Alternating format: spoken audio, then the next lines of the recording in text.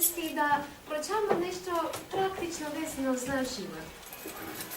Eto, prošlo je već 12 naših predavanja u ovom seminaru, ove 2 sedmice, u kojima smo mogli dobiti informacije o zdravlju, našem fizičkom, našem psihičkom zdravlju. A danas ja bih žela govoriti nešto o jednim jednostavnim stvarima što se dotiče našeg svakodnevnog života, što se susrećemo svaki dan, koji sam ja nazvala da su one lekovi. Neki naši stavovi, neke naše metode, koje ako budemo koristili svaki dan, one će biti nama lekovi. Oni su jako jednostavni i mi ćemo ih proći zajedno. Samo bih htjela malo da ponovimo. Znate, imali smo i predavanje o onih 8 faktora zdravstvenih što su važni za naše zdravlje. I znate kako ljudi kada igraju loto i lutriju, pa onda imaju onaj pogodak, pa ne znam, nazovu super sedmica, pa super osmica. Onih 8 faktora su kao jedna super osmica.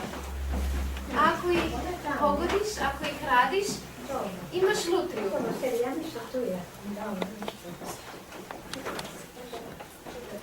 Da ih ponovimo samo, oni koji su bili na predavanjima, dobro za njih da ponovim.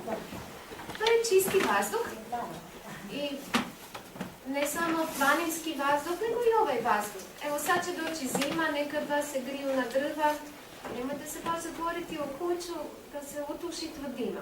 Otvori prozor, malo provutaj, da izađe van. Čisti vazduh, zatim čista voda. Najbolja voda koju možete piti je izvorska voda, samo pazite, ne baš ono mineralno, zato što ona je zasićena mineralima i može vam staviti previše minerala u tijelu pa dobijete kamenje na pupreku, na primjer.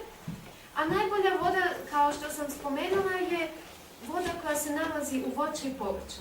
Ona je tamo u najboljem svom obliku, ali današnja vodovodna voda izbjegavate, bolje kupite filter ili bolje neku izvorsku vodu, jer vodovodna voda, ona je pročišćena, ali dodana je klor unutra i u jednoj mjeri koja nam s vremena šteti. Sunce da bismo imali dobre kosti, da bismo bili sretni, zato što nam pomaže u izlučivanju serotonina. I imali smo ove sunčane dane, ne znam koliko ste iskoristili, ali nadam se da jeste. Jer će sad opet doći kiša, oblaci, ćemo opet peti sunce. Onda kad dođe sunce, onda ćemo biti u kući.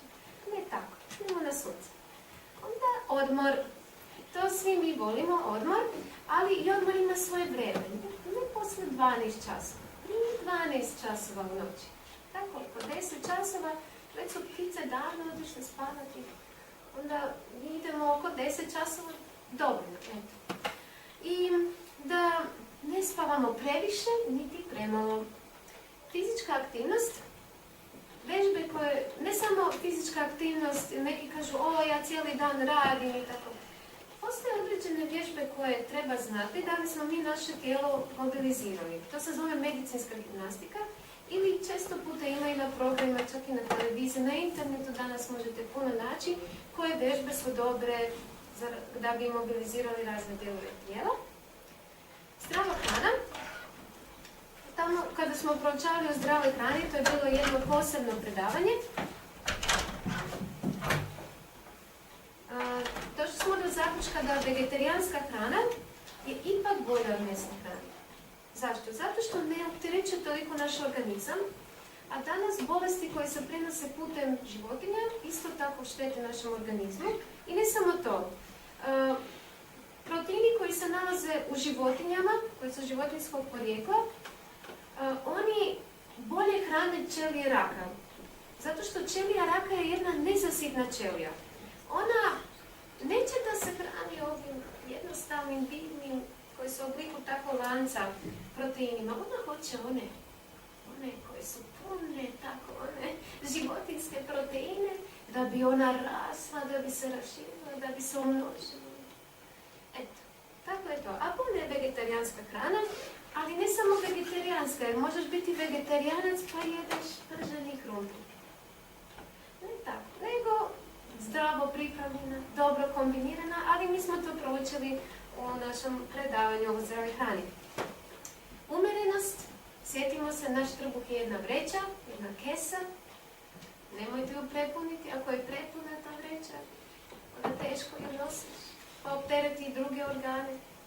A pogotovo sad jer će doći blagdani. Nemojte nikad su blagdani.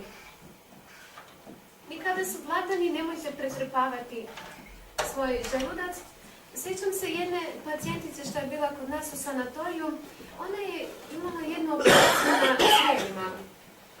I zbog te operacije ona mora uvijek paziti šta jede. Jako paziti. Ali kad dođu blagdani, osjećala se dobro, došli blagdani i ona kaže, ajde, malo ću tako. Malo ću preći granicu. I onda danima... I ne samo u hrani umjerenosti. I u našim odlukama, u našim mislima, isto tako. U poslu koji gradimo. I ono posljednje povjerenje u Boga koji zapravo u ovome da jedan život. Dobijemo onaj duhovni život od Ozgo, imamo snagu da izdržimo u svim problemima. To su jednostavne stvari. Na dohvat naše ruke. Ne košta vas ništa. Besplatno. Čak i izvorsku vodu možete naći besplatno. Vegetarijansku hranu možeš čak, sam ako ju uzvojiš, čak ni nju ne moraš platiti. I jednostavno, one traže malo naše pažnje, ali to je dobra investicija. I danas ćemo na tu listu korisnih stvari, tih 8, ona super osmica, dodati još neke. Ja ću dodati još 16 stvari. 16. Pa će biti 3 puta 8. Znači trostruka osmica. Eto, pun pogodak. Ali prije nego što vam kažem tih 16 stvari, ja bih željela spomenuti jedan zanimljiv i dobar princip koji je važno da znamo, da ga prihvatimo u našem životu. Cijenite male stvari u životu. Sunce, banalno. Za nas, eto, svaki dan sunce izađe, nije ni nešto važno. Voda, zrak. Ali te male stvari mogu ti dati puno velike koristi. I tako, prije nego što ovih 16 stvari prođemo, cijeniti male stvari u životu. Budi zadovoljan i nađi sreću i u malim stvarima.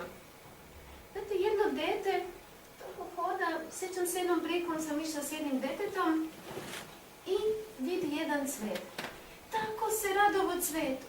Ja nisam tako jedan cvet, zamić taj cvet. Ona se radovala cvetu. Bio sretan i sa tim što vidi jedan cvet, ne? A mi naučili cvet. To za nas banalno, hoće nešto veliko da bude sretan. I ne samo to.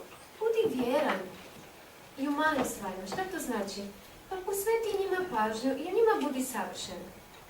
I bolje da moj život bude kao jedan lepi mali cvet koji je savršen na svom mjestu, nego da imam jednu veliku ružu, a jedna lakica počupana. Ako nije baš neki ukus. Ali ako je savršeno malo, ma super.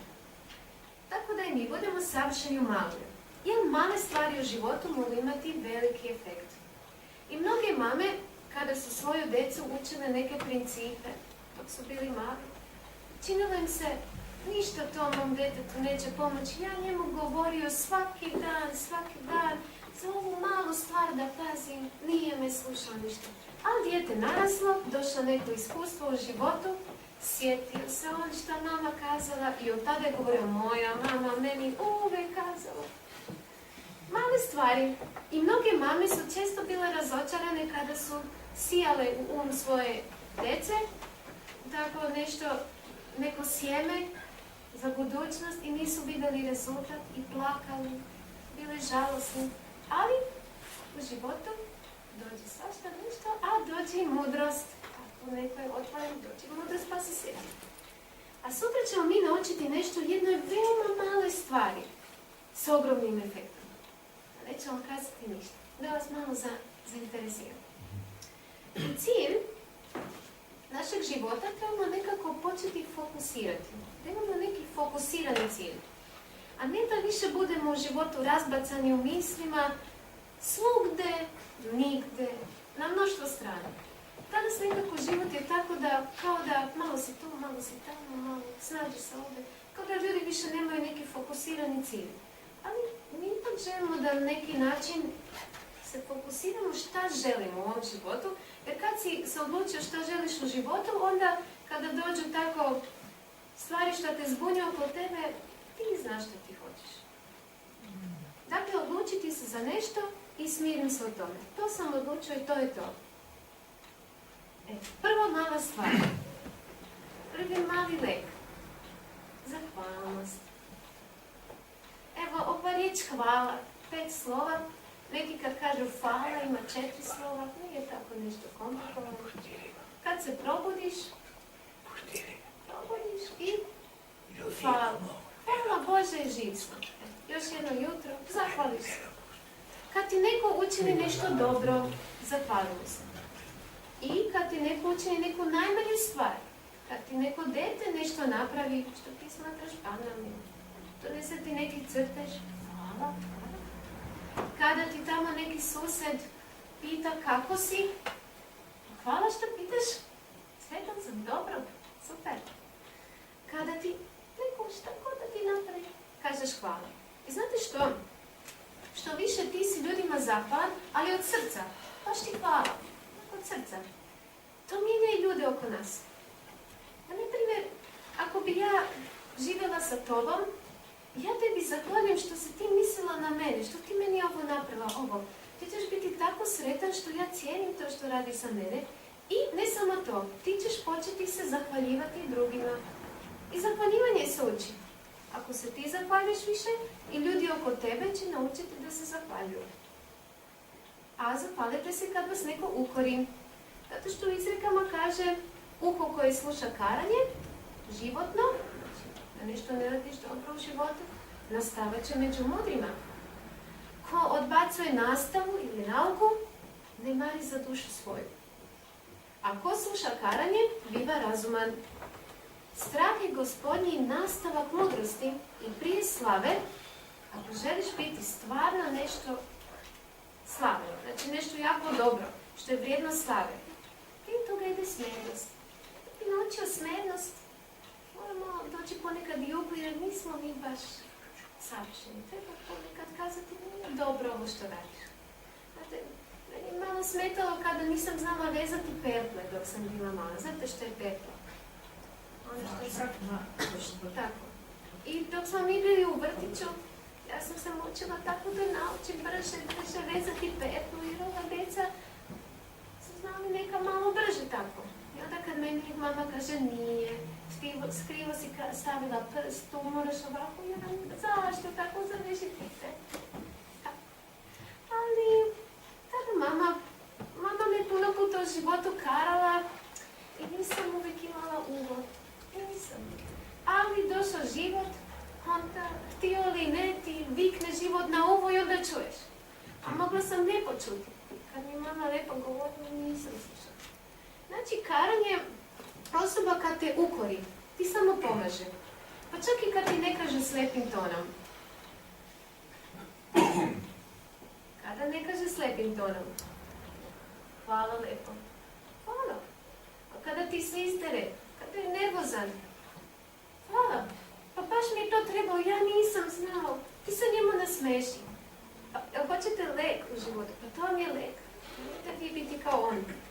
Pa kada ti to kaže ponosna osoba, koja vidiš da uživa da te ponosi, evo našla ti je grešku, sad ću kazati. A ti njemu, hvala, baš ti hvala što vodiš brigu da mi bude dobro, ali od srca, a ne ono, baš ti hvala. Ne tako, baš ti hvala. Pa ja hoću biti savršen, pa ti meni samo pomažeš, pa ti si moj drug. Ti si moj drug. Ima neki što se tebi smeškaju tako u lice, hi, ho, a ne kažu ti ništa tvoj problem. Zapravo baš nisi prijatelj.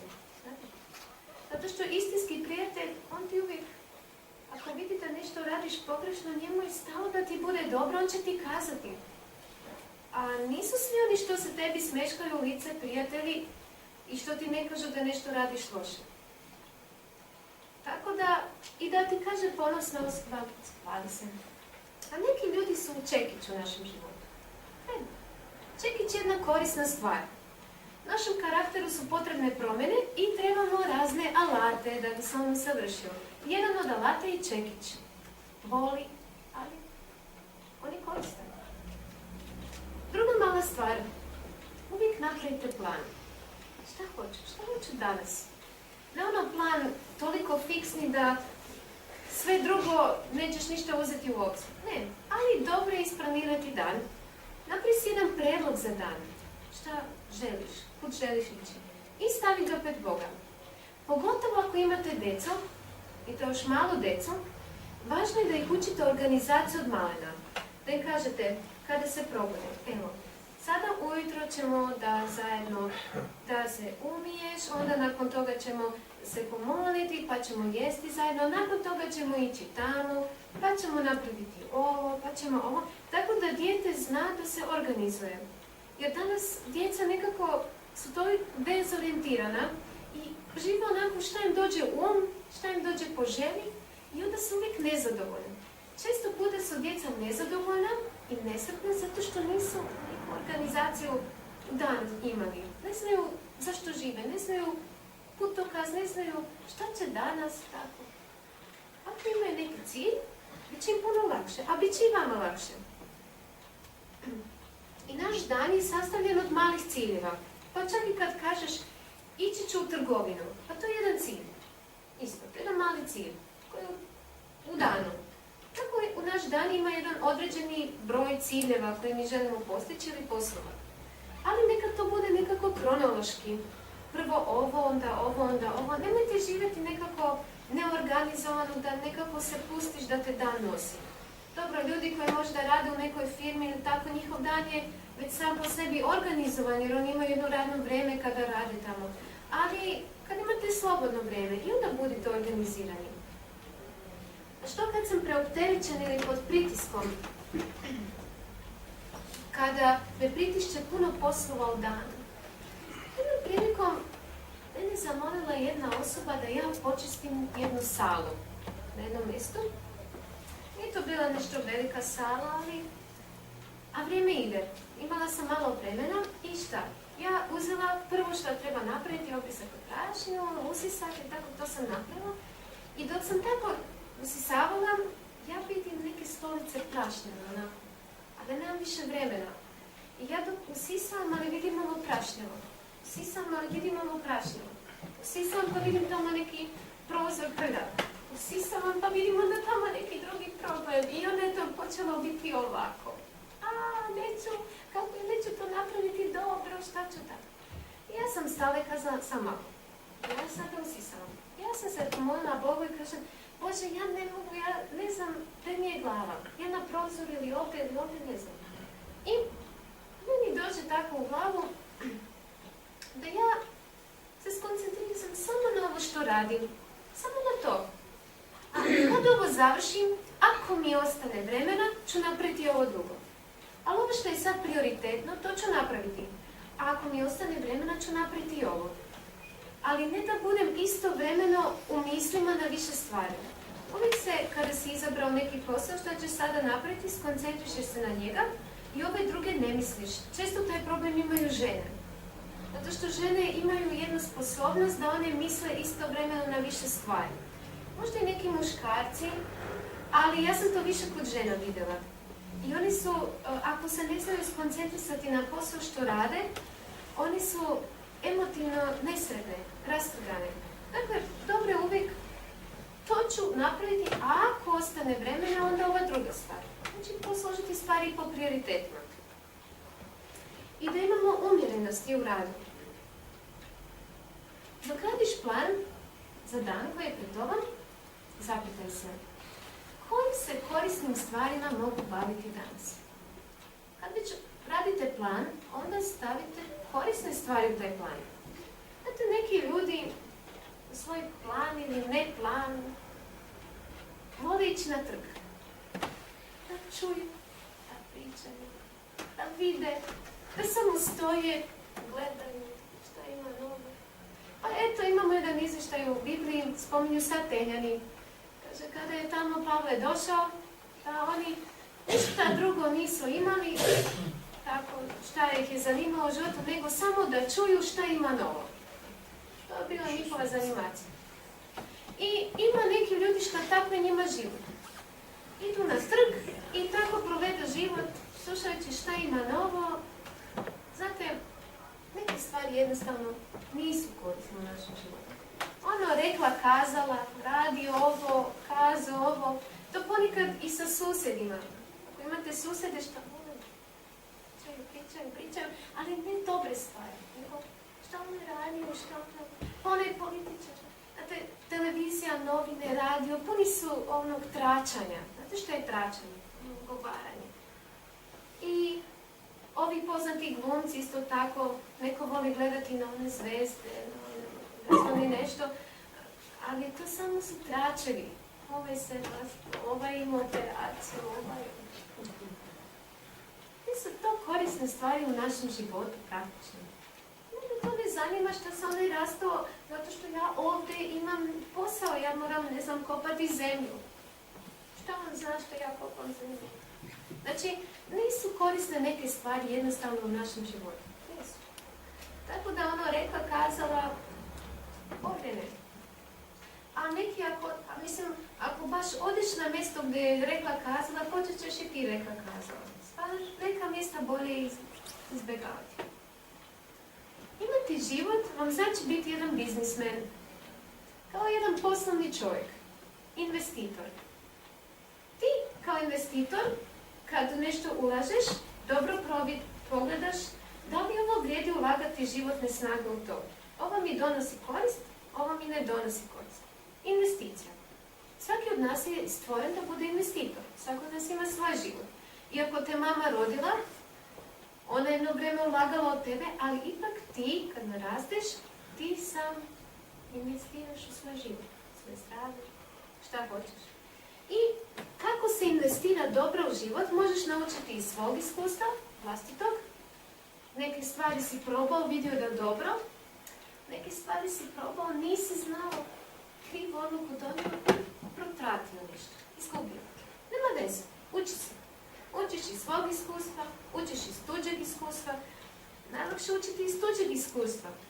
Samo što danas ljudi nekako više ne pričaju jedni s drugima, ne kažu baš svoja iskustva i nekako nije ih briga za druge. Znači, ja se ni ne interesujem šta ti radiš.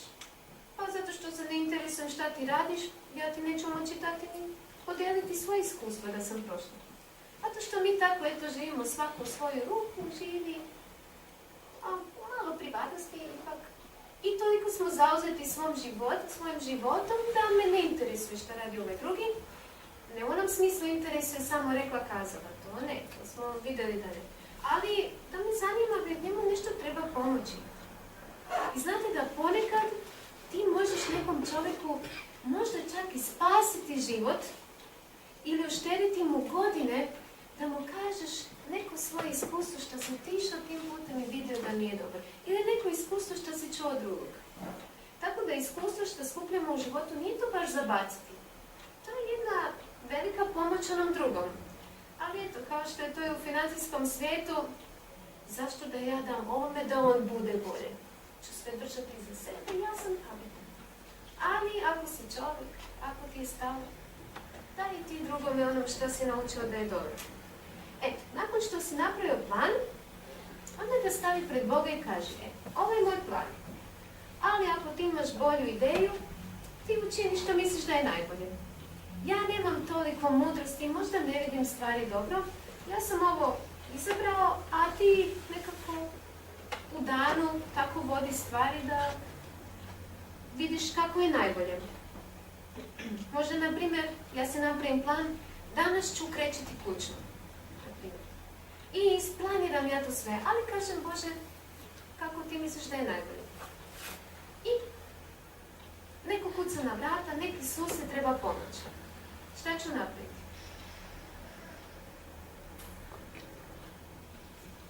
Pa ako imaš uši, će ti Bog kazati, znaš ti šta treba. Znaš ti šta je važnije. A neću da govoriti dalje o toga. Treća mala stvar, koja je nekima jako teška. Prilagodljivost ili fleksibilnost. Nemoj biti krut, već budi fleksibilan. Fleksibilan ne znači nestabilan. ili nešto drugo. Pogotovo ako si često okružen ljudima, ako imaš veliku familiju, ako imaš neki posao gdje stalno radiš s ljudima, možeš znati biti prilagodljiv, fleksibilan. I budi i sam uvijek spreman da naučiš. I sam. Nemojte misliti da sada u nečem ako znaš dobro, ako nešto baš znaš dobro, da ne možeš još nešto naučiti o tome. Pa čak i jedan automehaničar, stalno se mijenjaju modeli auta, stalno mora da uči nešto novo. I kada radiš u vrtu, nijedna godina nije ista. Nijedan urod koji dobiješ, paprike ili čak i voćke, svaka godina je drugačija. Čak i ljudi koji godinama imaju iskustvo u agrikulturi, nijedna godina nije ista. Uvijek nešto za naučiti. I baš mi je to pričala jedna žena što je agrikultor. Ona je žena jako fleksibilna i spremna uvijek da nauči, da razumije i da donese dobre odluke u pravo vrijeme. A njezin suprug baš i nije. On je baš onako krut i on će onako kao što je uvijek radio. I što se dogodilo? Ona je vidjela tako da neke stvari bilo bi bolje da ne napravi i tako je ona njemu savjetuje i kaže, znaš šta, za ovu kulturu bilo bi bolje da ne radiš to. On kaže, neće biti ništa, gle kako je naraslo, super sve. I dogodila se jedna nepogoda, on pogrešio i puno uništeno. I to se ponavljalo više puta. On još uvijek je tako krut. Nije naučio fleksibilnost, iako iskustva ga naučila. Što se bolje znaš prilagoditi, bit će ti lakše u životu. Ljudi se i okolnosti uvijek menjaju. I umjesto da se buniš, zašto, uvijek tako, da on ili ove okolnosti, tako, bolje se ti prilagodi, bez gubljenja vremena na jadikovanje. Rijetko kad će se okolnosti i ljudi promijeniti da bude onako kako bi mi htjeli. I neka vam prilagodljivost bude princip. Uštedit ćete si puno problema u životu. Budi radije fleksibilan nego grub. Onako tvrdova, da baš tako mora biti. Možda se može malo. Neki ljudi ne žele biti fleksibilni jer nemaju strpljenja. Oni misle da sve mora ići tako brzo da se napravi, da je gubitak vremena biti malo stati, razmisliti malo, se prilagoditi. Ali onda oni izgube, jer jedna uporna tvrdoglavost nije razumna stvar. Nećeš bolje izdržati promjene i proći u ovom životu. Pogledajte što kaže Pavle. Jevrejima sam bio kao Jevrej, da Jevreje pridobijem. Onima koji su pod zakonom, znači oni što su znali šta je zakon, šta je Bog kazao, kao pod zakonom. Tako on njima govorio. Oni znaju što je istina i ja sam njima govorio kao onima što znaju što je istina. Da pridobijem one koji su pod zakonom. Onima koji su bez zakona, znači ljudi u njegovo vrijeme što nisu znali za Sveto pismo, nisu znali za Boga. Onima koji su bez zakona bio sam kao bez zakona. Znači on je njima govorio na način ili živio s njima na jedan način tako da oni mogu razumjeti kao njihov jezik. Premda nisam Bogu bez zakona, nego samo zakon o Kristovu. Znači on nije prekršio principe, ali se prilagodio. Nije prekršio principe Božje u svom radu, ali se prilagodio. Jevrima, poganima. Zašto? Da pridobijem one koji su bez zakona.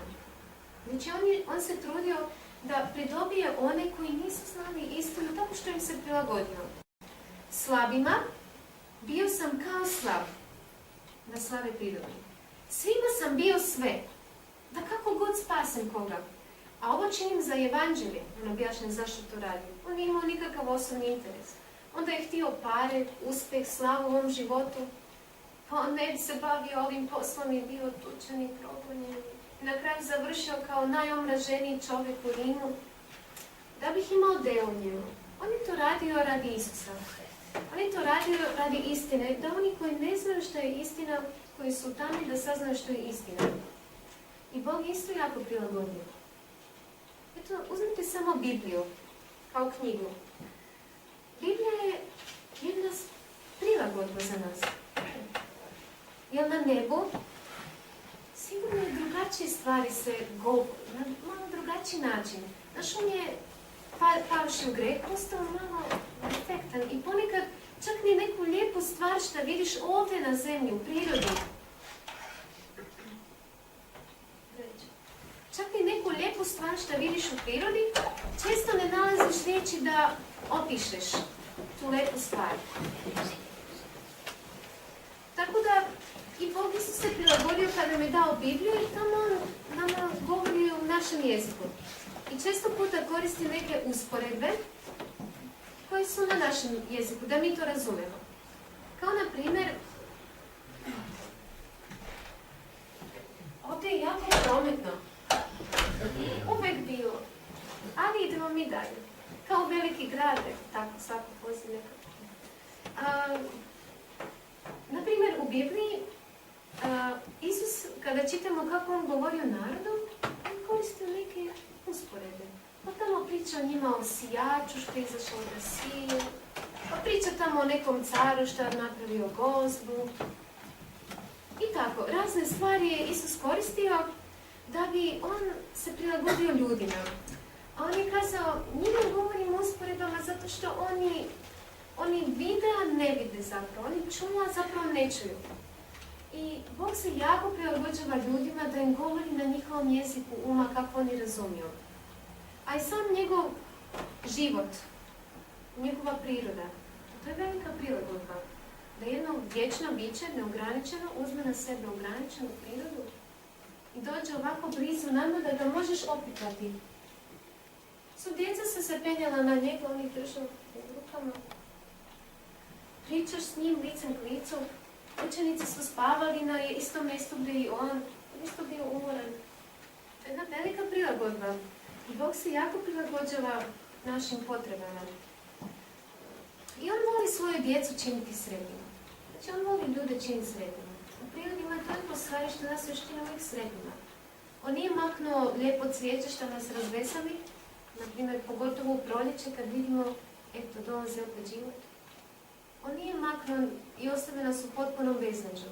Još uvijek ima glasnika, nade i utjehe. Nije mu sve tako uništeno još. I usred jada. Meni se ponekad čini kao da ova zemlja na kojoj živimo kao jedan veliki koncentracijski logor. Jeste bili kad posjeti jednom koncentracijskom logoru? Ja sam bila na jednom mjestu. Ne možeš ti vidjeti tamo kako su oni baš živeli, ali kad vidiš slike. I ova zemlja u jednom smislu je. Zato što mi smo ovdje robovi. Na prvom mjestu sami sebi. Nekim svojim navikama, nekim ružnim mislima. A onda tek ovi se steništa iz svih strana pritišću da radiš baš kako on hoće. Da ne možeš izaći iz njega više. Pa ipak usred toga se još čuje pjesma nade. Ja sam svoje završno delo kada sam završila studij, jedno od završnih dela o čemu sam pisala bila je o Herbertu Cipperu. Herbert Cipper je bio jedan Jevrijin koji je bio muzičar u vrijeme Drugog svjetskog rata. I Herbert Cipper je bila jedna osoba koja je bio, uvijek je mislio, on je uvijek razmišljao šta da napravi, šta da radi. Bio jedan borac. I dogodilo se kad je došao Drugi svjetski rat, da on svojoj familiji govori, ja sam vidio Hitlera. On je jednom prilikom otišao u Njemačku dok još Hitler nije aneksirao Austriju, on je živo u Beču. I tamo čuo Hitlera kako on govori. I on je vidio da to je neki ružan duh u tom čovjeku, ali ima veliku vlast nad ljudima. On se vratio kući u Beč i on kaže svojoj familiji, znate šta, mi moramo otići. Ovo je jedna opasnost. Njegova familija, oni su bili Jevriji, ali oni su se osjećali kao Bečani. Nisu oni mogli ni zamisliti da bi se to moglo dogoditi, tako nešto. Oni su njemu kazali, ti samo preuveličavaš stvari. Herbert Cipper, nedugo nakon toga, Hitler aneksirao Austriju i počelo se hvatanje Jevreja. Gde su? I oni uhvatili njega, njegovog brata. Međutim, njegov brat se bio baš razbolio u to vrijeme i Herbert Cipper je uspio nekako da prestraši bolničare tamo jer su ga odvezli u bolnicu i oni njega pustili van i on uspio da pobjegne s familijom u stranu zemlju. ali Herberta Cipera uhvatili. I on završio u Njemačkoj. Dachau. I šta se dogodilo? On je tamo došao, vidio je kako stoje stvari i on je se prilagodio nacistima. I on pristupao svoje principe kao čovjek. Ali on se uvijek javlja na najteže poslove. On nije želio dozvoliti da njegov padne pod pritiske njihove, nego kada su ovi tražili ko će neki posao obaviti, on se uvijek javio. Najteži posao on će napraviti. On nije dozvolio da on izgubi što on hoće, da postane samo broj. Zato što tamo u tom Dachau imaš zid, imaš željezne žicu i što imaš samo nebo, ovdje dole gola zemlja, obrijane glave, svi obučeni onako. I prolazi vrijeme, ti već zaboraviš iz te svakodnevne muke i šta sve vidiš, što se događa oko tebe i to nasilje, da zaboraviš ko si. Zaboraviš, jednostavno. A on to nije htio. I ne samo to, nego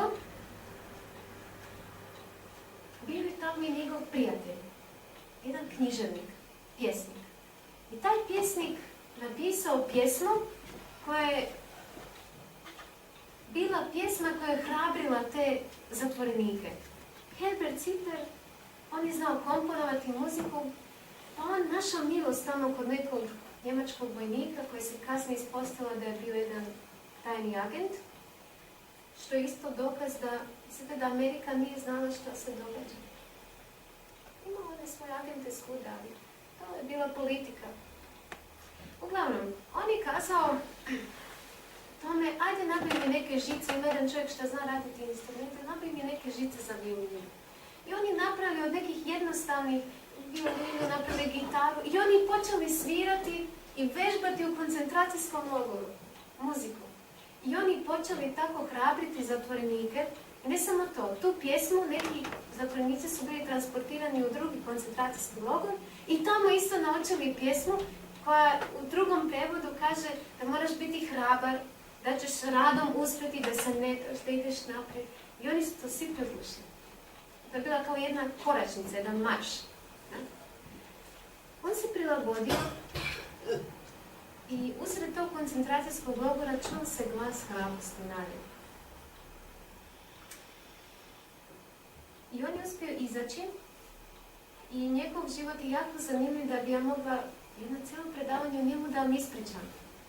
Njegov život je dobro završio na kraju, ali svašta je što prošao, svašta. Uglavnom, prilagodljiv i nije dozvolio da okolnosti vladaju njime. On je ostao borac i igrao je igru nacista. Tako su htjeli igrati dobro. I opstao. A drugi su padali psihički već. A on je igrao igru. Tako i mi. Možda će vas neki ljudi optuživati što ste previše popustljivi. Neki ljudi što su jako kruti u nekim svojim stavovima i ne vidite da bi se moglo malo i sačekati. Tuže ove druge što su malo popustljivi. Znate, princip je princip. Ako ti imaš nešto za princip, ne možeš ga preći. Ali nekim ljudima treba vremena da se prilagode tom principu. Naprimjer, ja se odlučim danas da želim imati zdravi stil života. Želim ustati ujutro, popiti vode, raditi gimnastiku, ići malo trčati, jesti zdravo. A moj suprug ili moja supruga, ona neće. Ona je to tako dezorganizacijski malo teško. Ili ona će jesti ovo, ja ću jesti ovo. Prilagodljivost. Pa ti malo, ajde ti malo jedeš mojega, malo ja jedem tvojega. I tako. Znate, nekako uvijek se može naći rješenje. Samo treba biti strpljiv. Imamo primjere nekih ljudi ovdje što su popustljivi, ali još uvijek su u principu. Neću gledati na njih, da ne kažem poslu. Ali ide, kazali su mi da ide i da je dobro. I na primjer, da, možeš probati koliko možeš osobi pomoći. Dokle ide? Dokle ide ako ti smatraš da je nešto ispravno i želiš nekoj drugoj osobi pomoći, idi dokle se može, ali ne i pustiti onda, dokle da ne bi puklo. Ono natezanje i puklo. može izdržati. Nemojte forsirati nikoga da čini baš šta ti hoćeš. Ti ne znaš koliko neko može izdržati. A ponekad ljudi ne mogu čuti šta im govoriš. Treba im vremena. Ponekad na kraju života mogu čuti šta im hoćeš kazati. Četvrta mala stvar. Kad planiraš dan, uzmi u obzir svoje fizičke mogućnosti, jer ima neki ljudi koji bi radili dok ne padnu. I također i odmor. Pa čak i da se ne osjećaš umoran, znači 15 minuta, pola sata vremena da se malo dekonektiraš od ovoga što radiš. Odi u neku šetnju ili, na primjer, stani u poslu što radiš i nešto drugo uzmi za raditi. Na primjer, ako si mentalni radnik jako, znači puno koristiš svoj um, radiš u uredu, onda nešto fizički napravi. Uzmi metlu i pometi. Samo da se otkačiš od toga malo šta radiš. To će ti pomoći više nego što će to morati. Ako radiš više neki fizički posao, uzmi ti, pročitaj nešto iz neke knjige, tako malo, samo da promijeniš. To je jedan dobar lek u svakom danu. Peta mala stvar. Ostani smiren. Ostani smiren u onome što smatraš da je ispravno. Ako misliš da je nešto ispravno, nemoj se buniti ako se drugi protivi. Budi smiren.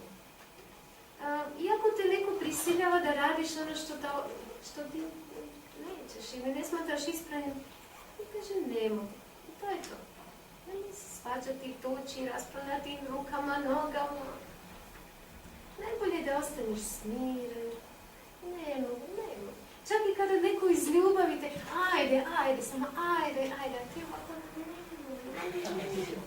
ne mogu i uspit ćeš izaći, ali nećeš nikog povrijediti. Budi fin, nemoj imati kanđe. Ako netko ti ne vjeruje i ne poštuje te kao osobu, onda nije dostan tvog prijateljstva ili službe. Nije dostan. Nije nešto što se mora jesti svaki dan da bi ga imali. Danas si bio smiren, sutra bio smiren, sutra pola potaj. A onaj tamo drugi dan, nemaš više mira, gotovo. Došlo mi je do ovdje i gotovo. Tako neki ljudi kažu, do ovdje mi se popravo. To znači da se penjalo i do ovdje se popravo i šta sad? Sada će biti eksplozija, ajmo se sakriti brzo. Dakle, mir je nešto što svaki dan moraš jesti, kao i hranu. Nije nešto što ti imaš danas za cijeli život.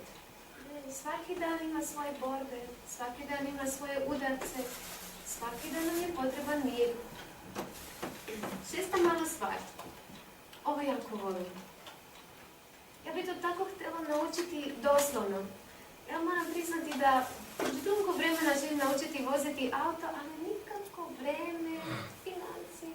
Čekam da mi Bog ako hoće smatra da trebam imati auto i tako. Jer to je dobra stvar, možeš povesti puno ljudi, možeš pomoći drugima, možeš prevesti nešto. Svi ima svoju brzinu rada. Svaki posao se treba obaviti po njegovoj brzini. Treba naučiti da se prilagodimo. Mi smo i aktivna bića koja se kreću. Ne samo kreću nogama, nego naš kako mi stvari proceduramo, kako djelujemo, naše aktivnosti, to ima jednu određenu brzinu. Imaš dane kada radiš nešto brzo, kada nešto sporo radiš. Ima posao koji treba raditi brzo i koji treba raditi sporo. I to nemojte se automatski samo baciti u posao, pa onda kako posao nametne brzinu radiš. Ne, nego vi svojevoljno izračunate tačno kojom brzinom rada želite raditi. I često puta što se mi ne prilagodimo, nismo svjesni, nekako ne odredimo brzinu posla kojeg želimo raditi, to nas često izbaci iz takta i iz organizacije. Dakle, kad planiramo neki posao, uvijek treba uzeti u obzir kojom brzinom ga možemo i trebamo obaviti. Nisi dužan da obavljaš jedan posao brže nego što možeš. Ako ne možeš brže, nemoj se forsirati. Izračunaš. Onda je bolje da ga ne radiš. Jer ćeš samo imati stres možda će baš krenuti sve u krivo, bit će još dodatni stres, a stres danas, stres sutra, stres preko sutra, onda jao jetra, onda jao bolest. Ponekad je brže spolje. Na primjer, jedan primjernog sporog posla. Nešto se zamrsilo. Zamrsilo. Ima takve stvari što se zamrsi, pa i posao se zamrsi. Onda moraš to otplesti. Pa gledaš, pa to ti uzima vremena. Ako si živčan, ako hoćeš brzo, ćeš to još više zamrsiti, onda moraš još sporije. To je nešto što moraš svjesno, znači ako želiš nešto odmršeno, nešto otplesti, nešto zamršeno, onda ti moraš svjesno koristiti određenu brzinu rada. Znači ne samo kako to se odmršava, malo ovako, nego svjesno, skoncentrisano, tačno određenu brzinu. Kao da se ti krećeš sa tim poslom. To će vam jako pomoći. Pomoći vam da regulirate stres koji nastaje iz one promjene brzine. A da, na primjer, opereš neku plastičnu posudu, pa to se baš ne pere, to je plastika, neće, ako i padne, neće se razbiti, znači to odrediš jednu brzinu, pogledaš ju i tom brzinom je napraviš tako i gotovo. Vježbajte i tu sposobnost da budeš svjestan brzine. Mislim da bi trebalo još otvoriti prozor, jer vidim, možda onaj drugi prozor.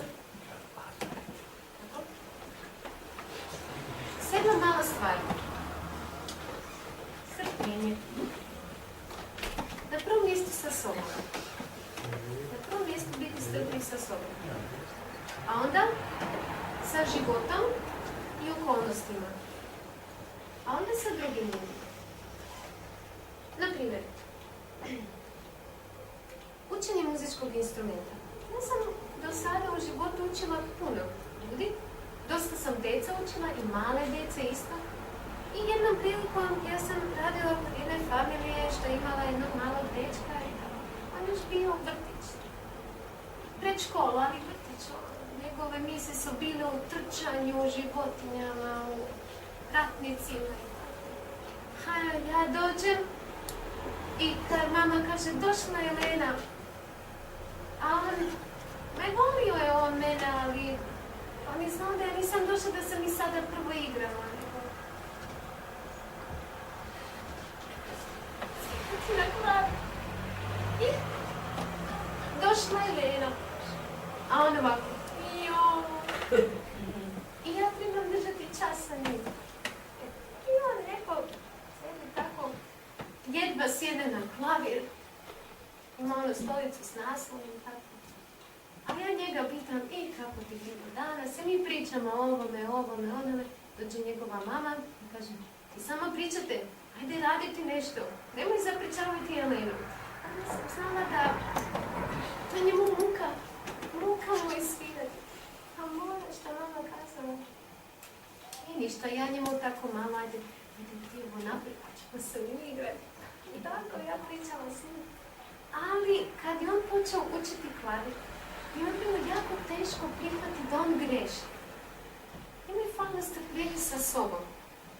Teško mu bilo to prihvatiti. I šta bilo? Svira on, sam sretan što mu uspjelo, a ja znam da će baš na ovoj tački šta dođe pogrešiti i jedva to uspijem kazati, zapazi, pogreši. I nakon toga šta napravi? Baci se na onaj naslon, tako, nesretan. Kaže, nema veze, ajde idemo.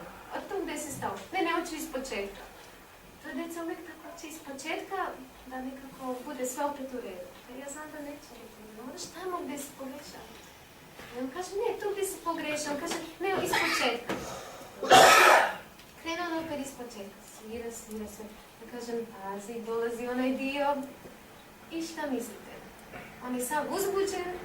Jedva to prođe i pogrešno. I opet se baci na onaj naslov. I ja vidim, neće baš biti s tim naslonom ništa dobro. Svaki put kad se baciš na naslon, teško ti je vratiti se nazad. To je kao ono, odustajem. Onda kada kaže odustajem 3-4 puta, onda više neće baš da svira. Onda smo se dogovorili idući put nije više imao stolicu s naslovom, nego ono štokrugu. Okrugu i ako se baci će pasti, ne? Onda više nije išao nazad. Tako da, njima je hvala strpljenje sa sobom i znate, najteže to je prihvatiti ljudima da oni greše i da se ne zablokiraju kad nađe problem. Nego da nastave dalje. Dobro, pauzi, idemo dalje, ostaneš. Strpljenje sa sobom. Strpljenje sa životom i okolnostima, problemi na poslu koji susrećemo. Moraš biti strpljiv. Čak i u jednom običnom poslu koji radiš. Može biti pravi suđak. Znaš, ono, posudu, ne znam, neko od tvojih familije ili tako napravio nešto, zagorilo, nije stavio da se u vodi bude i tebe dočeka ona tava zagorena što mora da ribaš satima. Šalim se. Ima sredstva koja to rješavaju, ali treba ribati. Treba strpljenje. Za jednu tavu treba strpljenje. Kamoli za neke životne stvari, poslove, firme, da ne pričam. I s drugim ljudima.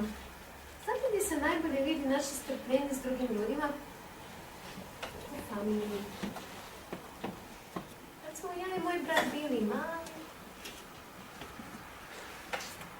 baš nije bilo tako smireno između nas. Nije bilo. Ja ga sad jako volim. I on mene jako voli. I žena sam jako. Ali, dok smo bili mali, ja sam mogla imati strpljenja sa drugima u školi. Ali sa mojim bratom, dovoljno da mi samo ovako napravi. I odmah je bilo, odmah trčanje po kući. Zatvaranje vrata. Znači, zatvori vrata, onda ja lupam na vrata. Onda, jednom drugom prilikom, ja njemu nešto isprovociram, onda on trči za mnom i ja zatvorim vrata. I ponekad je znao provocirati moj brat, zato što, znate, on je bio stariji brat, a imao 2 sestre. A stariji brat hoće malo vježbati mišiće. Ono, kome će vježbati mišiće, nego na mlađoj braća, ima sestre. A sestre ne vole se tući. Ja to mogu kazati svima onima što su braća i misle da sestre se vole tući, ne vole se tući. I još ako ih povučeš za kosu, dobri. Okay? Kosa je nešto, ne dirati. I eto, tako je bilo s nama i meni, ja njemu kažem, pa čekam da se maknem, da ga više ne vidi, da ga ne volim, tako. A mama kaže, joj, kad naraste ćete biti žena za njim. Ja kažem, strpljenje. Strpljenje se uči najbolje u familiji. I baš, joj, blago onim roditeljima što uspiju da nauče svoju decu, da ne bude ono jedni s drugim. Ili ovaj dobije više, da se vole. Blago tim roditeljima što nauče svoje decu da vole jedni drugi. Moja mama je htjela nas naučiti, ali mi smo bili jako tvrdi. Sada, ipak je ona usjela neko sjeme da se volimo sada ja. Ali iskreno, ne onako. 8. male stvari. Smirenost u poslu. To je ekonomija. Smirenost baš u poslu. Naprimjer, usisavaš. Nemoj usisavati lako. Razumite? Nervozno. Makni to. Nemirno. Usisavajte smireno. Metite smireno. Perite suđe smireno. Što god radite, vozite auto smireno. Ako želite život sačuvati, vozite auto smireno. Ako si smiren u svakodnevnim dužnostima, mnogo ćeš lakše podnositi probleme koji naiđu i cijelu životnu borbu mnogo lakše. Ako ti u malim stvarima možeš biti smiren.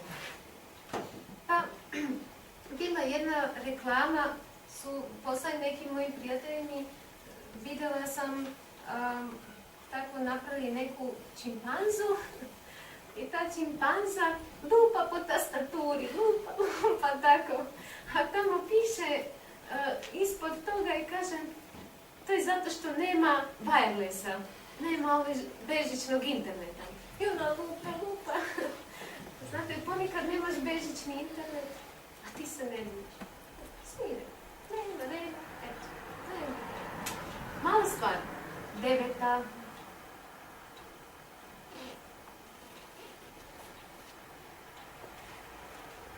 Da li možemo čitati ove reči?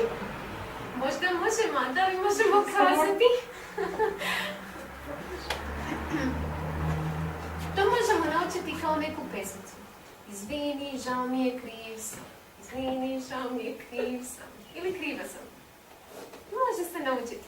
Djeca su danas u 4 sata su nešto kazali, neku pjesmicu, bila duža od ovoga, a naučili ju danas. Kada su? A izvini, žao mi je, kriv sam. Kažeš u jednom dahu. I to vrijedi za male i velike. Evo, nema ovdje sada male djece, ali oni to isto moraju naučiti kazati. I veliki, i mali i veliki. Hoćeš mir u životu? Život nije u ponosu i časti. To je moj povrijeđeni ponos i čast da ja kažem izvini. To je moja čast. Pogledajte časne ljude iz prošlosti gdje su sada. To je kraj svakom čovjeku. Znači, ti možeš sačuvati čast u životu, biti častan i ostaneš častan. I mogu te, kada umreš, te staviti u neku zastavu i tako. Prošle. Hoćeš mir u životu? Pusti ponos, čast. Izvini, žao mi je, kriv sam. I smešite se. Izvini. Znate koliko vas košta ovaj mir? 0,0 makedonskih dinara. 10. mala stvar, vezano uz ono izvini, žao mi je, kriv sam, ima svoju drugu stranu, kada ti neko drugi kaže izvini, žao mi je, kriv sam, a to je da mu pokažeš milost i da mu oprostiš. A ti njemu kažeš hoću. Pa možemo napraviti pjesmicu. Izvini, žao mi je, kriv sam, hoću. Izvini, žao mi je, kriv sam, hoću. Znate, ljubav je brza da oprostim. Ako je ljubav u tvom srcu, ti ćeš jedva čekati da osoba, da bude vaš odnos dobar. Da nema više ono. Jedva ćeš čekati da mu oprostiš. I ako daš milost, i milost će ti se dati. Ako daš milost, i tebi će se ukazati milost. Na prvom mjestu Bog će ti dati milost. Onda ćeš dobiti milosti od drugih. I milost je jedna stvar koja se uči.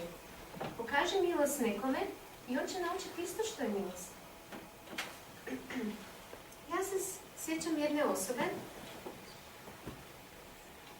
i ta osoba vjeruje u večni pakao. I ja sada prilikom razgovora tako govorila sam sa osobom i ona je meni kazala, to je jedna osoba iz moje familije, iz mojih rođaka. A već je stara jedna baka. I ja njoj pročitam da piše u Bibliji da Bog se obraća Luciferu i kaže ja ću učiniti da će oganj izaći posred tebe, izgorit ćeš i neće te više biti. Tako kaže. Ja kažem, evo vidiš, Bog će ipak na kraju uništiti Lucifera, neće biti vječni pakao. Kakav bi to bio Bog da on dozvoli da se ljudi muče i da baš onda đavolu da šansu da eto, baš ono što je htio da nas muči, da ima cijelu vječnost. To nije ni logično, a to nije ni u karakteru sa Bogom. Međutim, Bog je lepo kazao. Da će ga uništiti, da ga neće više biti. Međutim, ta osoba kaže, to nije moguće. Ja kad pročitam taj stih, i ona meni kaže ovako, stoji, ja kažem, jer ti razumiješ što ovdje piše? Neće biti, pa to je super vijest. Ona kaže, ako je tako, onda više ne vredi živjeti. Ja ostavim, pa kako tako možeš kazati, pa to je super vijest. Da možeš živjeti u vječnosti, da više nema tog reda, nema ničega. Mučenja, tako nešto. Nema đavola više da te muči, da ti govori stvari duže. Ja kažem, ne vredi više živjeti. Ja kažem, zašto? Znate što je kazala? A ovi svi što su činili zlo, njima to treba tako, neka im je. Neka se muče, neka pate. Šta ta osoba nije znala? Ona nije znala šta je milost. I znate zašto je to ona kazala? Zato što je ona imala supruga koji je godinama bio pijanica, koji je bio ljubomoran, koji je nju i tukao. I ona je bila kao mala princesa. Slušajte. A kad on ostario, kad se on promenio malo i došao sebi i žao mu bilo, ona ostala snažnija, on postao malo slabiji hodati, problemi sa srcem, a sad ona ostala snažnija. Umjesto da se raduje, što je sada mir, sad je ona kazala, i sad hoću da mu se osvetim za sve što mi radi u životu. Nije imala mira do njegove smrti. On je umro. I ja sam sigurna da ona i danas je i dalje tako misli.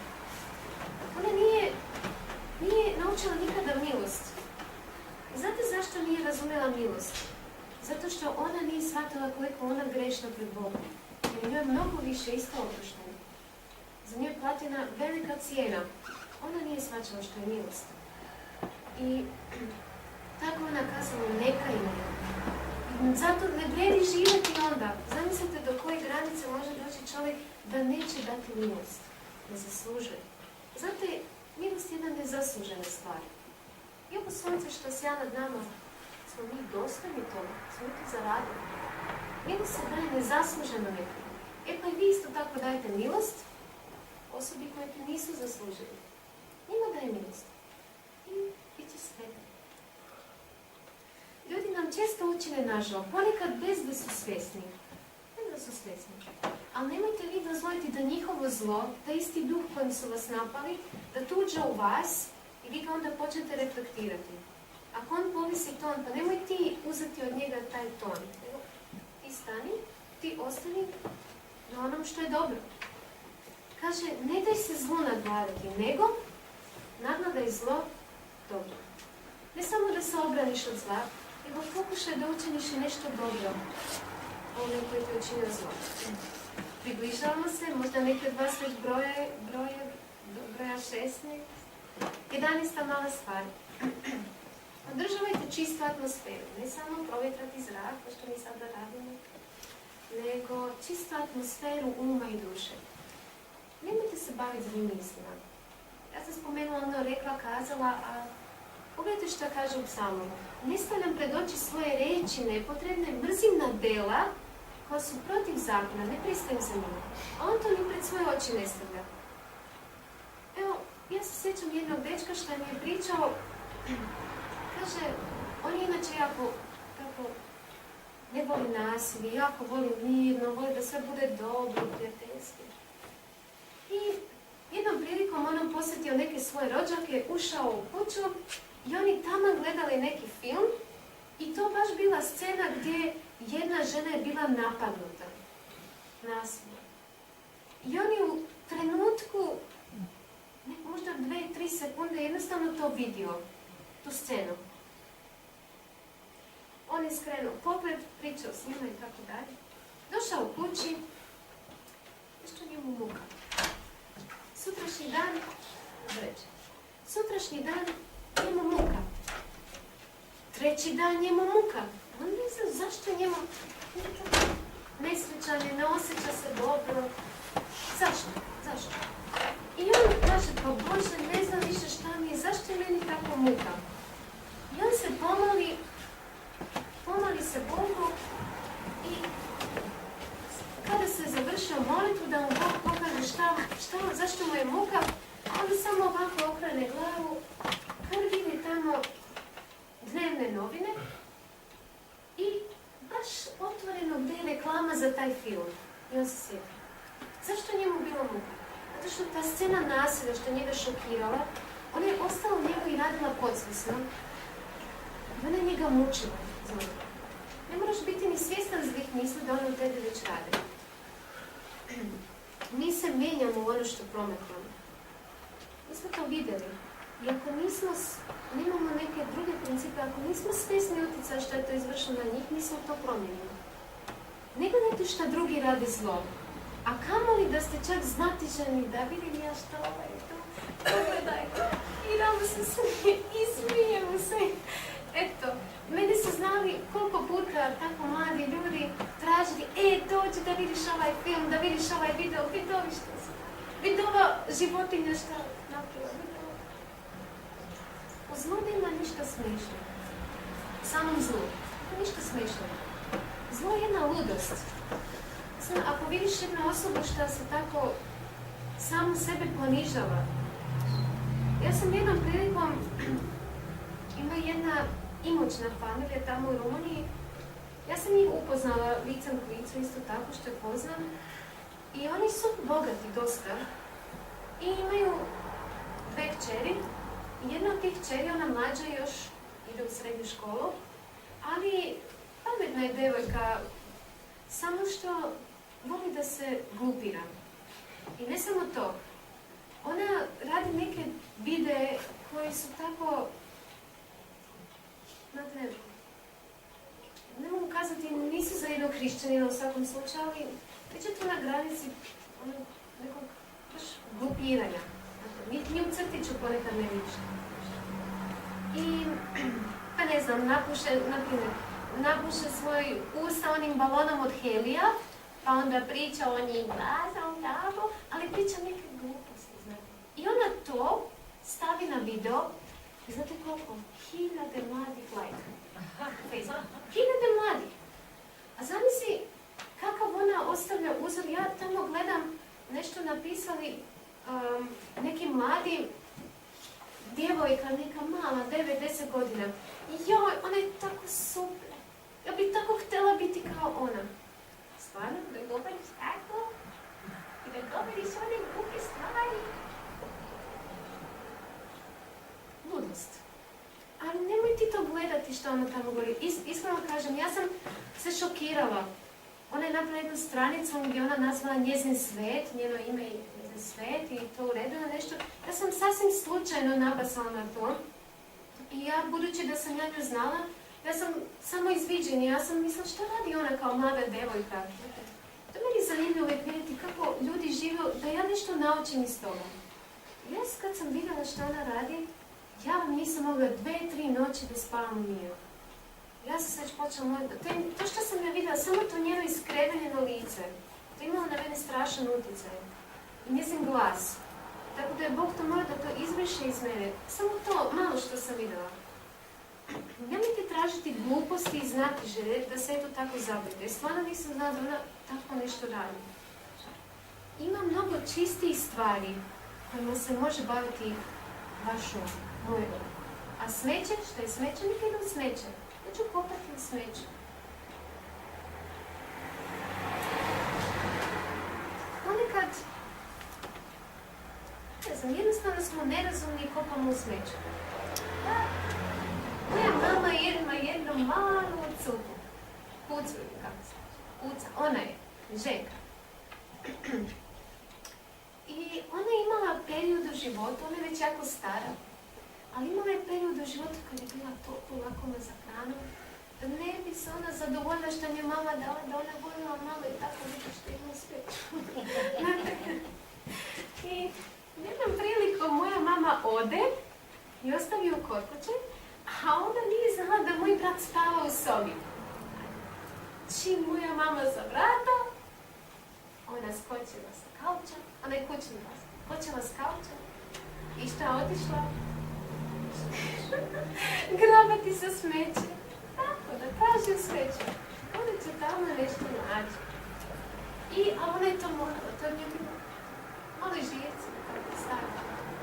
I kopa u smeća, a moj brat čuje, mama otišla neku grebu u kući, šta je? Otvori vrata, ide, tako, dođe do ulaza i kad je vidio da ona kopa u smeću, on je nju prepao, znate šta je, povikao njeno ime, Pika! Ona se toliko prepala, da je zavjavkala i pobjegla pod neku se sakrila. Šta je smeće, neki da smeće? Nemoj kopati, dobio si hranu. Nemoj ići u smeće. čak ni nasilje ne gledajte. Moj profesor povijesti iz moje srednje škole, on je imao jednu kolegicu što je radila u jednom koncentracijskom logoru kao kustor. Znači ona je vodila ljudi i pokazivala šta bilo istoriju.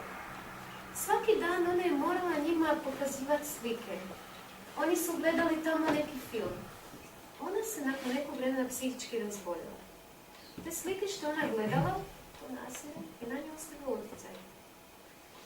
Nasilje nad ljudima nemojte gledati. Nemojte gledati nasilje nad životom. Danas gotovo svi filmovi imaju neku vrstu nasilja ili imaju perverziju, da se proda film, ubaci perverziju.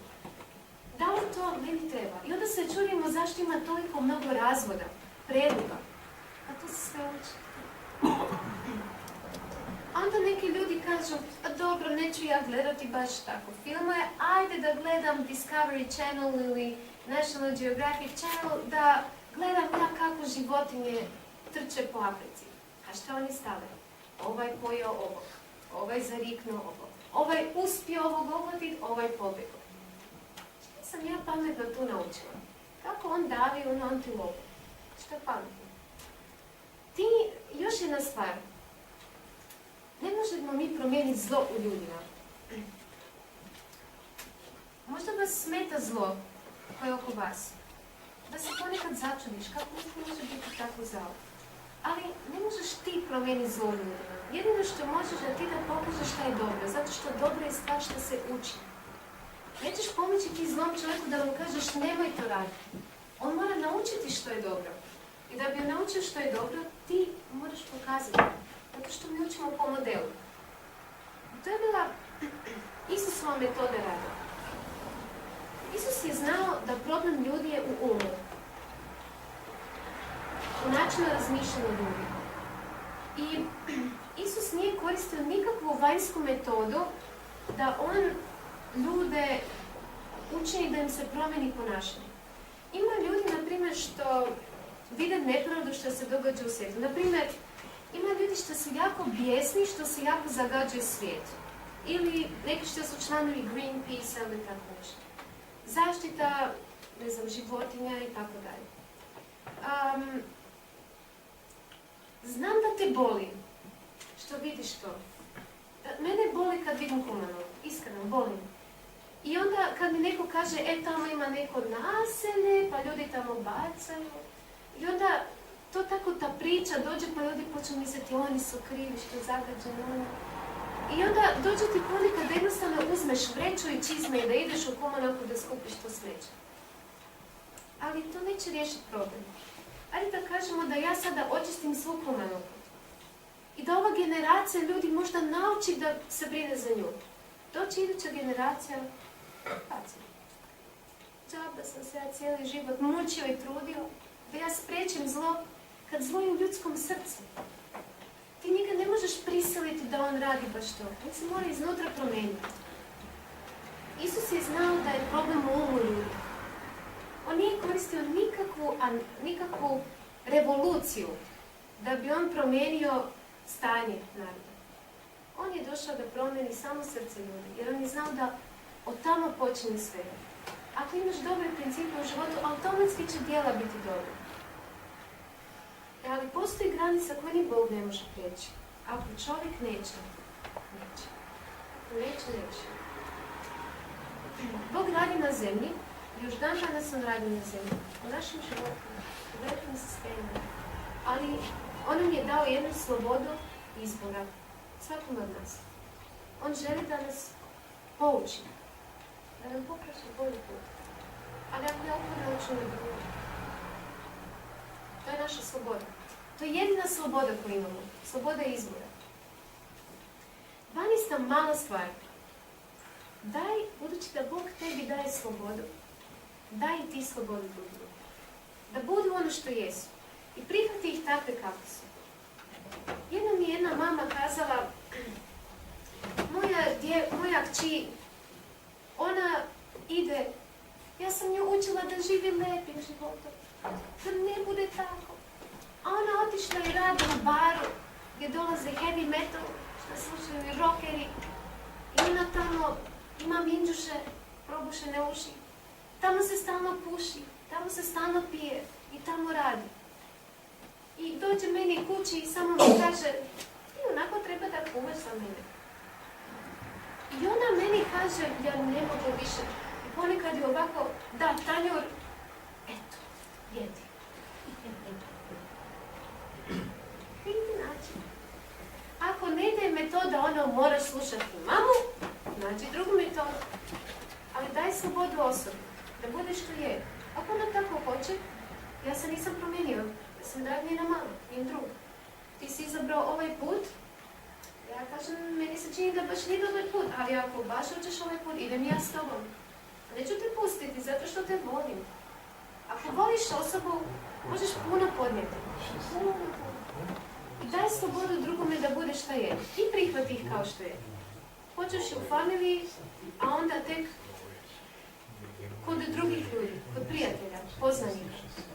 To je on.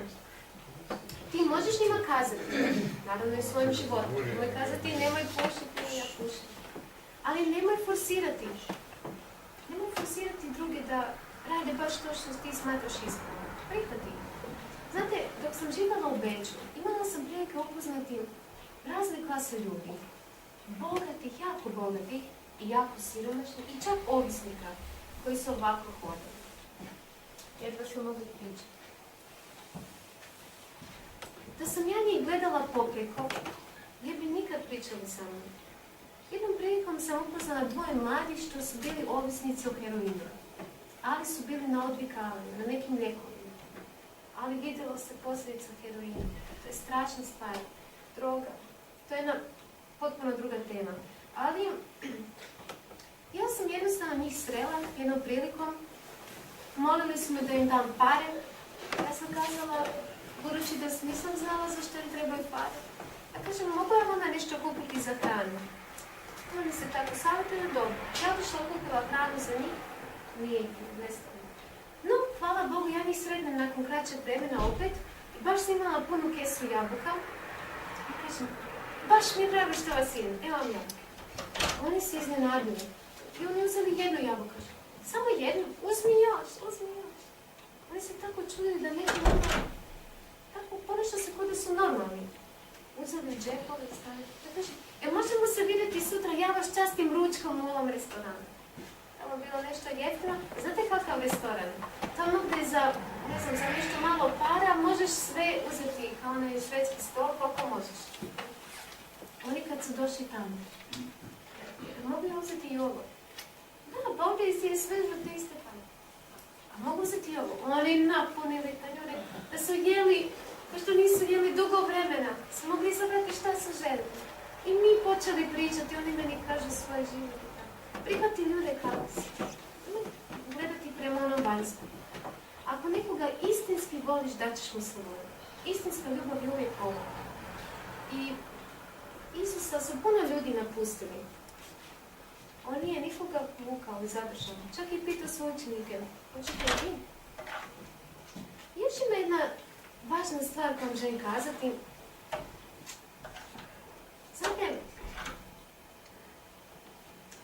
neko od vas možda u životu trpi puno zla. Ne znam, ako ima ovdje slučaje. Da ti radiš dobro stalno, ali stalno ti se zlo događa i vraća. I ljudi su zli oko tebe. Ali ako ti održiš u dobru i ako ti sve jači i jači iz dana u danu dobrome, doći jedna tačka kad zlo više neće moći izdržati prisustvo dobro i otići će. Bolje da zlo samo otiđe od tebe, nego da ti nekoga otjeraš. Nego ti budi dobar. Ako treba, operi mu i noge. Isus je oprao i Judi noge. Ali Juda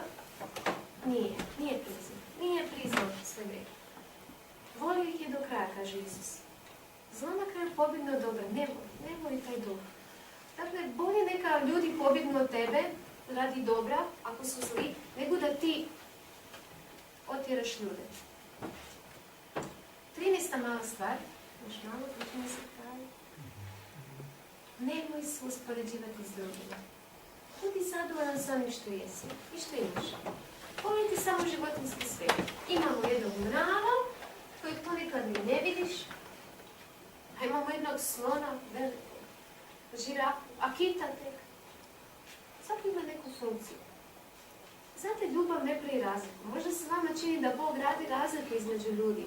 Ovoga volim malo više, ovoga malo manje. Ali Bog nije kao roditelj. Neki roditelji rade razliku između djeca. Ali Bog ne radi tako. On voli svakoga i svakome daje prema onome što mu je potrebno. Jednom mravu ne treba njemu drveće ili voda, nešto za život, ko što treba slonu. Ali njemu treba nešto drugo. I Bog njemu pruži njegove uvjete. Tako isto i za naš život. I nemojte isto tako i vi vrednovati druge. Da radite razliku. On je nešto dobro, vredno, ovo je znači malo, probismo. Istina je da svako ima neka dijela, ali nemojte vi se stavljati u to da jer ne razumijete povijest svake osobe. Ne znate zašto tako je došla na stanje ta osoba. I imamo primjer Samuela kad je on bio poslan, Bog je poslao da ode kod jednog čovjeka što ima 8 sinova, zove se Išaj, ne znam kako se kaže. Esej. Dobro. I dođe Samuel i treba pomazati za kralja. To je bio jedan ritual, da je jedno posebno ulje, tako izmiješ i on će biti budući kralj Izraela. I Samuel dođe i šta? Vidi prvog sina, a on šta si lijep. Maneken za kralja. A on misli ovaj.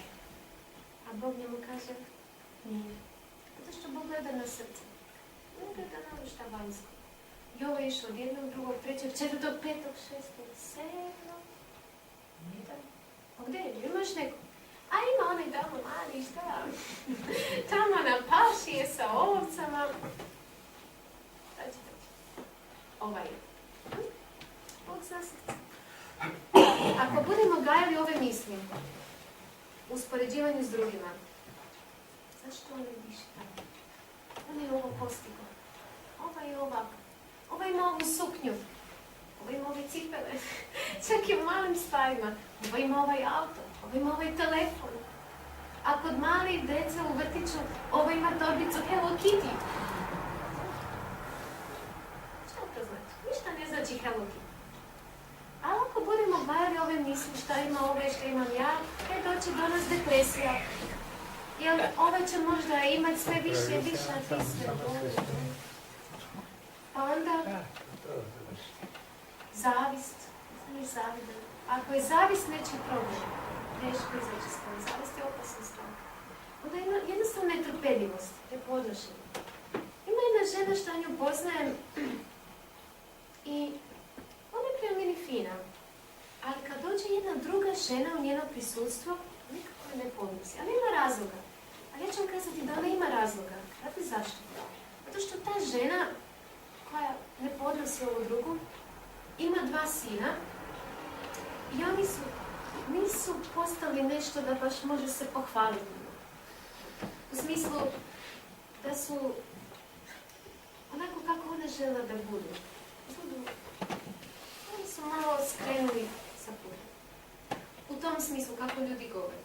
A ova druga nije bila ništa posebno pametna, ali bila pobožna. 3 djece, svo 3 briliraju. A ova nju ne podnosi, a ništa je zlo nije napravila. Ali šta, uspoređivala se njena djeca, moja djeca, ja. A ona, ova tu seljanka. Zavist. Bežite od uspoređivanja s drugima. To je veliki problem današnjeg društva. Uvijek se svi uspoređuju. Susjedi. Gledaš na televiziji. Samo ako čitaš one tračeve iz Hollywooda, mislim, Hollywood je najveće trač selo što postoji na svijetu. Ako baš želite biti tračari, da znate najnovije tračeve, već iz Hollywooda je eto. Ne bi se ni ti smatrati bolji od drugih. Pogledaj svoj početak, kako smo se rodili. Ne znam ništa, još dobiješ. Tako se rodio. Gol, nemaš ništa, ne znaš ništa. Da, pa ja sam morala dobiti udarac, zato što nisam plakala, su se bojali. I svoj kraj. To je moj kraj, nisam ja ništa bolje od drugih. 14, bližimo se. Mala stvar. Nemoj željeti smrt. Izaberi život. Ovo je jedna tačka jako kritična. Hrabro podnesi što dođe na tebe. Uvijek možeš naći neku zanimaciju. Često danas mladi upadnu u taj problem. Nisu zaposleni i misle da je cijeli njihov život izgubljen, što nemaju više cilj ni zanimaciju. Samo žive na kauču, na televizoru ili depresivno. Ali znate što je problem? Što se oni oslanjaju na osjećanja. Ali osjećanja nisu stabilne. Osjećanja ništa ne znači. Šta je to? I nije kriv život. Već te osjećanja variju. Uvijek kazati ne vidim više smisla na ovom životu, se varaju osjećanja. A ponekad nam nedostaje poniznosti. Ja sam ovo prošla. Ja sam imala u jednom fazi mog života jedno jako teški udarac, koji me toliko pogodio, i ne samo što sam se ja još prije toga već zasjetila ovog sveta, ne znam šta mi više može ponuditi da me učini sretnu, da sam ja kazala, Gospode, ja ne znam više hoću li ja život ili smrt. Ne znam više. Ja sam se zasjetila, dosadila mi ovaj život. I bila sam ljuta. Šta mi još može? Gdje je još sreća na ovom svijetu? I onda je Bog, jer sam bila tako ljuta, on mene jednostavno pitao, dobro, onda izaberi, hoćeš da živiš i da umiš. Sva moje biće, i govorila, kaži smrt, sveti se, kaži smrt. Ali moja mudrost. Ja nisam mogla kazati Bogu u lice, hoću smrt. Nisam mogla. Kazala sam, dobro, ajde priča, hoću živjeti. I ponekad, ko stavlja te reći u usta, da ti hoćeš smrt? Sam malo, razmislim, ko ti to daje? Ne dozvoliti da te džava uništi iznutra. Pa on je uništitelj. On hoće da ti budeš gubitnik kao i on. Ali je razlika. On je gubitnik, ali ti ne moraš biti gubitnik.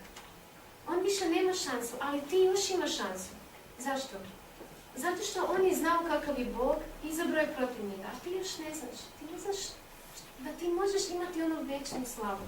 Možeš biti sretan. Možeš naći sreću i život. Ti još imaš šansu.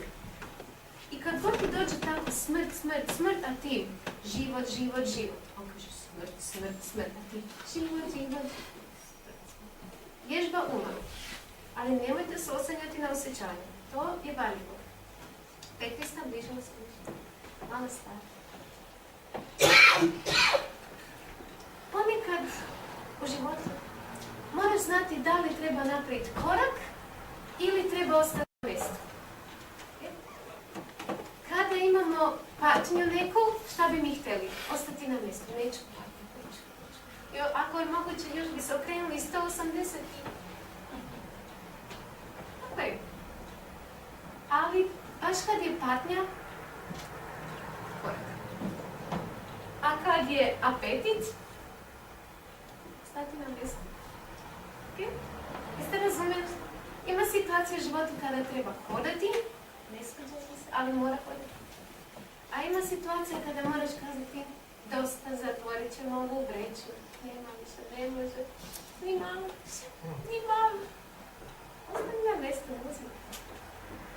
16. mala stvar, evo ga, da će se zadnje. Molim te. Kada kažeš molim te, ne kažeš ovako, molim te. Molim te. Ostaniš mali. Učimo se malo poniznosti. Dobro je biti ponizan. Isus kaže, ko bude ponizan će naći mir u srcu. I kako da se molim, pitaju me često ljudi, kako da se molim Bogu? Ne vidim ga. Nisam sigurna uopće da li zna, on možda tebi govori, ne govori. Znate kako se moliš? Jednostavno kao da pričaš sa drugom. Da vidimo neke primjere. Kako je Avram pričao sa Bogom? To je meni tako zanimljivo. On njemu došao javiti sa još 2 anđela da će on dobiti ipak dijete u starim danima.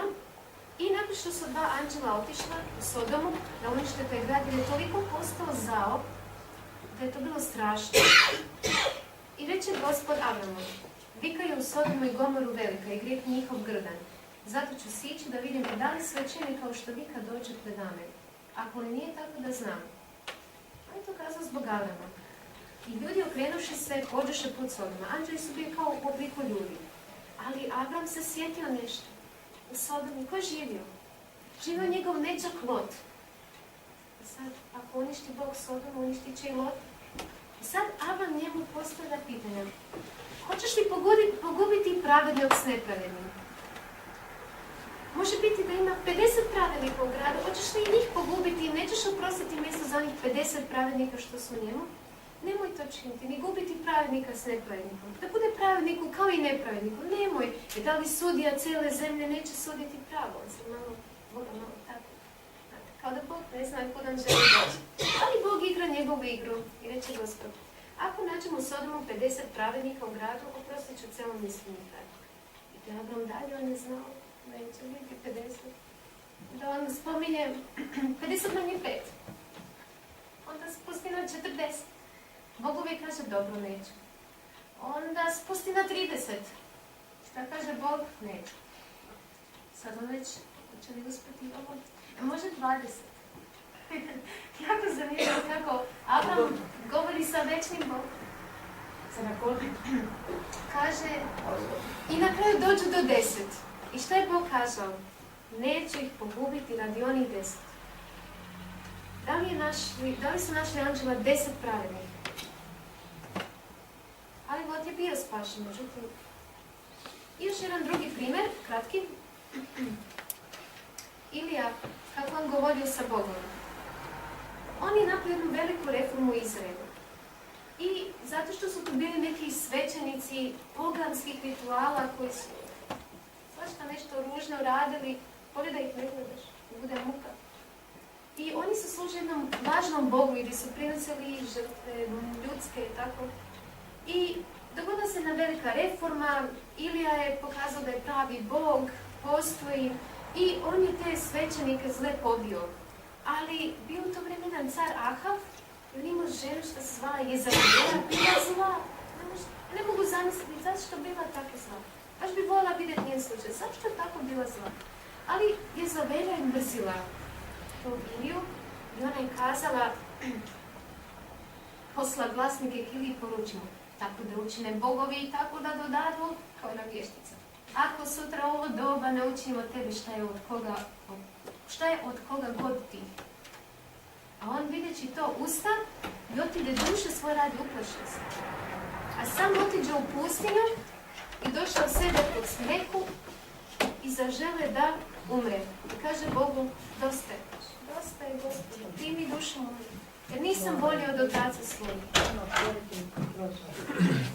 Eto, on je tako govorio s Gospodom, zato što je Bog njemu učinio, znači on je bio iskren sa Bogom. Nije se on pretvarao, ja sam dobro, moram pričati sa Bogom tako kao da je neki šef. Iskreno, kako jesu. Dosta je već kazane. A Bog njemu poslao anđel mu donio hranu i poslao ga dalje na put na misiju. Bog nije se uvredio, ne razumio i bio. I još jedan primjer Jone. Pričao i oni kažu tako da Boga je poslao da ode u Ninivu, jedan poganski grad gdje je bilo 120.000 ljudi. I on je trebao njima kazati, ako oni se ne obrate od svojih zlih djela, da će Bog na njih dati kaznu jednom. I on je tako mislio, i on kaže, pobjeđu ja. Pobjegu s dužnosti. I on mislio da će pobjeći, ali brod na kojem je bježao, oluju, mornari već ne znaju šta se događa i ona kaže, eto, vjerojatno je zbog mene, zato što bežimo od vode, ajde bacite me u vodu. On je njega bacio u vodu, dođe jedna velika riba, ne znamo da li je bio kita neka velika riba, uzme ga, 3 dana on bude tamo i kaže, žao mi je, eto. I onda on ode i propoveda u Ninivu, oni se obrate. I šta onda? On ode i gleda, i žalostno. Gleda šta će biti s gradom. Sjeo van grada i gleda. I pripeklo sunce. I Bog učinio da naraste ima neka velika tikva, napravimo sjeno. Jako je zanimljivo ovo služenje. Napravimo sjeno i on tako sjedi i sretan, sjena, sad je on sretan i tako. Ali Bog učinio da preko noći tiha se osušila, da ga malo pokažemo nešto, da mu nešto objasnimo. Da se probudi idući dan, opet pripeklo sunce, tiha se osušila i on se naljutio. Kaže njemu Bog, zašto se ljutiš? Kaže, ljutim se i ljutit ću se do smrti. Ali Bog njemu kazao, tebi je žao zbog ove tiha što se osušao, meni da ne bude žao za ovaj grad od 120.000 ljudi, gdje ljudi ne znaju kud idu, ne znaju šta je život, ne znaju ništa. On se naljutio zbog tiha. Ali on je tako pričao. Znate, u životu imamo ponekad kanđe. A nemoj ti čekati da ti se odrežu kanđe da dođeš Bogu. Dođi takav, ako si zver, dođi ko zver. Ja sam imala kanđe i zube. Išla sam Bogu. I kanđe sa kanđama. Danas neke kanđe su se odrezale, ali imam možda još neke kanđice. Treba i njih malo. Znači, nemojmo dozvoliti da nas ponos ili nešto odbije od Boga. I hrvaj se s Bogom. Ja ću vas možda iznenaditi, ali ja sam bila 8 godina trenirala karate i bila sam učitelj karate. Ja ću vam to kazati, ali znate, nisam baš voljela da se trudim. Ali ja sam to uvijek izbjegavala, sam još voljela tehniku karate. A moj trener, on hoće da me provocira. Pa me lupi tu, pa me lupi tu, pa ovamo. Ja tako samo neću. A jednom preko me tako isprovocirao da sam ga lupila. On se iznenadio i pomeo me da sam samo zvijezde vidjela. I ja sam rekla, neću više da se hrvam ja nikada. Ali onda postala hrišćanka, kada sam morala da se hrvam sa Bogom. Neću, ali tako. I ponekad si besan, ali nek izađe taj bes iz tebe. Hrvaj se s njim, makar si besan. Dok ne padneš u njegovo naručje, umoran, i onda se smirio. Smirio se, gotovo, ponizio se, slomljen. I tu počinje novi život. Ali ponekad hrvanje moraš da se razbudiš. Sa Bogom se hrvati. Našao si svoje dno, dobro, više. Izgubio sam snagu, ti imaš pravo i ja znam da si ti dobar i hoću za tobom, ali ova bitka je baš morala, ali ću da. I sad se počinješ dizati. Znači to, molim te Bože, to je jedna komunikacija, to je jedna veza što ti uspostaviš. Ali dođite Bogu sa kanđama, sa svom sebičnošću, sa svim planovima svojim, takvi kakvi jeste. On zna da nas educira. Eto, sad ćemo samo ponoviti tih 16 i bit ćemo slobodni. Sad smo isto slobodni. Vidimo se slobodni, mogu se šetati. Tako ovdje je slobodno. Sad. Ali da naučim. Ovdje nije kao u školi da ako izađeš van, da dobiješ kece, minusi. Ne, ovdje slobodno. Zahvalan, hvala tebi, hvala Bože. Hvala Maci, što je došla meni da ju pomazim. Hvala Maci. Budi organiziran u danu, organiziraj se, prilagodi se, napravi pauzu malo, promeni. Ostani smiren, dobro raspoređuj svoje snage i brzinu, sjećate se, brzina, svjesno, budi strpljiv, budi smiren u poslovima što radiš, priznaj da si pogriješio i traži oproštaj i imaj milosti drugima i oprosti. Neka ti atmosfera tvojeg života bude čista, ono smeće i ono rekla, kazala i trač. Daj slobodu drugima. Nemoj se uspoređivati s drugima, uvijek izaberi život, bori se uvijek, neka ti to bude princip. Pričaj s Bogom, nađi ga tamo gdje si. Sad, koji od svih ovih lekova ipak najvažniji? Koji od svih ovih likova ipak najvažniji? Dobro, idući predlog.